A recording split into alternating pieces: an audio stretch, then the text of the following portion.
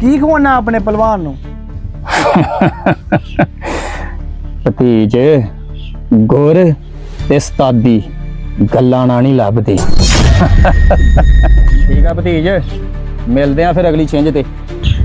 ਚਾਚਾ ਕੀ ਖਵਾਉਂਦਾ ਵਾ ਆਪਣੇ ਪਹਿਲਵਾਨਾਂ ਨੂੰ? ਜਿਹੜਾ ਮੇਰਾ ਪਹਿਲਵਾਨ ਨਹੀਂ ਜਿੱਤਣ ਦਿਆ, ਖਵਾਉਣਾ ਤਾਂ ਮੈਂ ਸਭ ਕੁਛ ਆ। ਲੱਗਦਾ ਚਾਚੇ ਨੂੰ ਨਾ ਦੇਖਣਾ ਪੈਣਾ ਕੀ ਕਰਦਾ ਵਾ। ਛਾਵਾ ਬਿਜਲੀ ਛਾਵਾ 203 204 205। ਸ਼ਾਬਾਸ਼ ਸ਼ਾਬਾਸ਼ ਬਿਜਲੀ, ਸਾਰੀਆਂ ਛਿੰਝਾਂ ਆਪਣੀਆਂ। ਮੈਨੂੰ ਵੀ ਲੱਗਦਾ ਆਪਣਾ ਪਹਿਲਵਾਨ ਤਿਆਰ ਕਰਨਾ ਹੀ ਪੈਣਾ। ਸ਼ਾਬਾਸ਼ ਸ਼ਾਬਾਸ਼, ਅਗਲੀ ਛਿੰਝ ਆਪਣੀ ਆ। ਖਿੱਚ ਕੇ ਰੱਖ ਜਿਹੜਾ ਕੰਮ ਨੂੰ। ਮੇਰੇ ਕੋ ਨਹੀਂ ਵੱਜਦੀਆਂ ਬੈਠ ਕੇ ਬੂੜ ਕੇ ਜਾ ਕੇ ਆਪਣਾ ਕੰਮ ਕਰ। ਅਗਲੀ ਛਿੰਝ ਜਿੱਤਣ ਦੀ ਆਸਾਂ ਉਮੀਦਾਂ ਵਾ ਲਾਈਆਂ ਵਾ, ਤੂੰ ਹੁਣੇ ਇੰਨਾ ਬਦਤਮੀਜ਼ ਹੋ ਗਿਆ ਵਾ। ਛਿੰਝ ਜਿੱਤਣ ਦਾ ਸੁਪਨਾ ਤੂੰ ਦੇਖਿਆ ਤੇ ਮੱਤ ਮੇਰੀ ਮਾਰੀ ਆ।